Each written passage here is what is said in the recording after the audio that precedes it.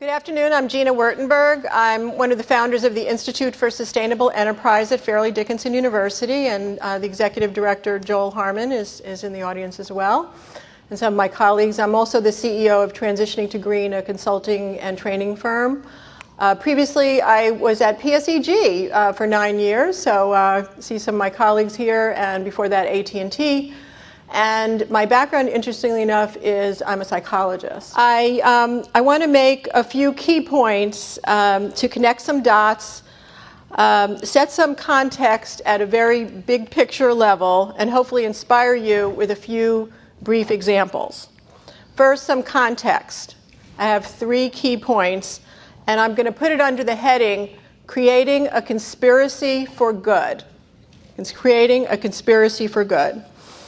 So first, given the urgency of climate change, I truly believe we are at a tipping point in New Jersey and in the world, and at a choice point in creating the sustainable future that we all hope and want to leave for our children and our grandchildren.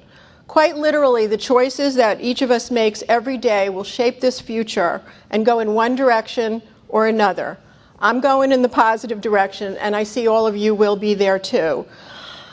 We're now at the point where we can and must mainstream sustainability into every function, every business, every large, small, medium.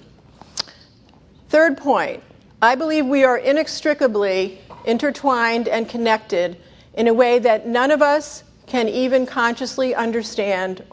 It's only beginning to be seen how everything that we do in one part of the world is connected with everything else that we're doing. And I would say that New Jersey, thanks to Randy and Sustainable Jersey and Verizon and some other things that are going on in New Jersey, are helping to shape and really be catalysts for the transformation that needs to occur. And I'm very proud of what we've done in New Jersey. Third, only by working together and finding ways to collaborate and learn from each other, big business to learn from small business, to innovate, small business to learn from big business, medium, small communities and organizations, we can all transform together. So finding new ways to collaborate. So that's the big picture context. A few examples briefly. And these examples were in a blog that I wrote for Verizon, which was sent out, and I called it a virtuous cycle where everyone wins. And this is literally how I see it now. So we're all on a path of creating this conspiracy for good. And just yesterday, I went to TED Talks in New York, sponsored by Unilever, and it was the most inspiring day. 15 phenomenal different stories of how big business, in this case Unilever, was helping to transform and solve some of our biggest problems. And they're also in New Jersey. So why is this important? A couple of years ago, FDU did a study of sustainability in New Jersey and found that way more big businesses were doing things around sustainability than small business. And we know that 90% of the businesses in New Jersey are small businesses. So 3 very quick examples of some of the exciting things that are happening where big business is helping small business. One is an example, and many companies are doing this, is around supplier procurement and supplier diversity. So Sanofi, for example, is working with some of its small minority women, veteran, people with disabilities to create exciting things and hiring these people in their procurement and supply chain, helping everyone. Second example is Wyndham Worldwide, with a grant from, Florence is out here somewhere, the U.S. Green Building Council.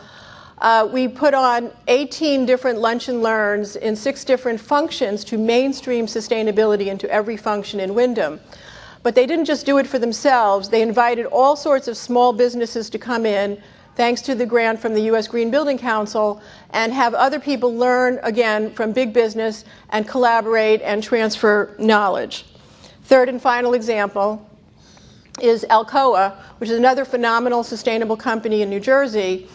They invited small businesses into their organization, and we put on something called a collaborative learning lab, which involved a tour of their factory, and people could see how they were reusing their materials, how they used to throw away $10,000 worth of silver every month, and now they're reclaiming it and reusing it and investing it.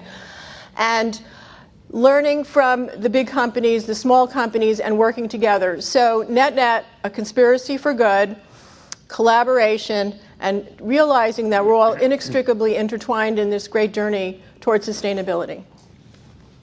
Great. Thank you, Jeana.